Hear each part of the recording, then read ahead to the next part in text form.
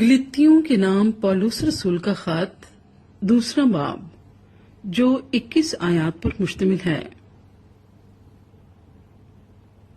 आखिर 14 बरस के बाद मैं बरनबास के साथ फिर यरूशलेम को गया और तीतस को भी साथ ले गया और मेरा जाना मुकाशवा के मुताबिक हुआ और जिस खुशखबरी की गैर कौमों में मुनादी करता हूँ वो उनसे बयान की, मगर तन्हाई में उन्हीं लोगों से जो कुछ समझे जाते थे, ता ऐसा न हो कि मेरी इस वक्त की या अगली दौड़ धूप बेफायदा जाए। लेकिन तीतस भी जो मेरे साथ था और यूनानी है, खतना कराने पर मजबूर ना किया गया और ये उन झूठे भाइयों के सबब से हुआ जो छुपकर दाखिल हो गए थे और चोरी से घुस आए थे, ताकि उस आजादी को जो हमें मसीह यीशु में हासिल है जासूसों के तौर पर दरियाफ्त करके हमें गुलामी में लाएं। उनके ताबे रहना हमने घड़ी भर भी मंजूर ना किया, ताकि खुशखबरी की सच्चाई तुम में कायम रहे। और जो लोग कुछ समझे जाते थे, खां वो कैसे ही थे, मुझे इससे कुछ वास्ता नहीं। खुदा किसी आदमी का तरफदार नहीं। उनसे जो कुछ समझे जाते थे, मुझे कुछ हासिल ना हुआ। लेकिन बरक्स इसके, जब उन्होंने ये देखा कि जिस तरह मख्तूनों को खुशखबरी देने का काम पतरस के सपुर्द हुआ, उसी तरह ना मख्तूनों को सुनाना इसके सपुर्द हुआ,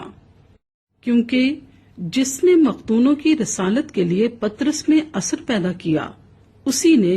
गैर कौमों के लिए मुझ में भी असर पैदा किया। और जब उन्होंने उस तौफीक को मालूम किया जो मुझे मिली थी, तो याकूब और कैफा और यूहन्ना ने, जो कलीसिया के रुकन समझे जाते थे, मुझे और बरनबास को दाहिना हाथ देकर शरीक कर लिया, ताकि हम गैर कौमों के पास जाएं और वो मख्तूनों के पास। और सिर्फ ये कहा कि गरीबों को याद रखना, मगर मैं खुद ही इसी काम की कोशिश में था।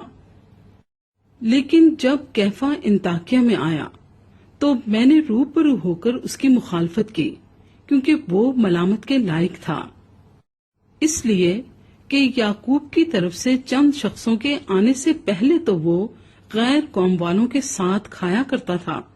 मगर जब वो आ गए तो मख्तूनों से डरकर बाज रहा और किनारा किया, और बाकी यहूदियों ने भी उसके साथ होकर रयाकारी की, यहाँ तक कि बरनबास भी उनके साथ रयाकारी में पड़ गया। जब मैंने देखा कि वो खुशखबरी की सच्चाई के मुआफिक सीधी चाल नहीं चलते, तो मैंने सबके सामने कैफा से कहा कि जब तू बावजूद यहूदी होने के गैर कौमों की तरह जिंदगी गुजारता है, न कि यहूदियों की तरह, तो गैर कौमों को यहूदियों की तरह चलने पर क्यों मजबूर करता है? गो हम पैदाइश से यहूदी हैं और गुनहगार गैर कौमों में से नहीं, तो भी ये जानकर के आदमी शरीयत के अमाल से नहीं, बल्कि सिर्फ यीशु मसीह पर ईमान लाने से रास्तबाज ठहरता है। खुद भी मसीह यीशु पर ईमान लाए, ताकि हम मसीह पर ईमान लाने से रास्तबाज ठहरें, न कि शरीयत के अमाल से,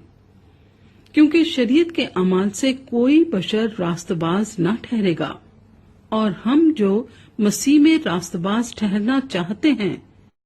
अगर खुद ही गुनहगार निकलें, तो क्या मसीह गुनाह का बायस है? हरगिज नहीं, क्योंकि जो कुछ मैंने ढा दिया,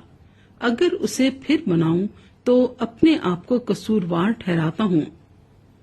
चुनांचे मैं शरीयत ही के वसीले से शरीयत के एतबार से मर गया,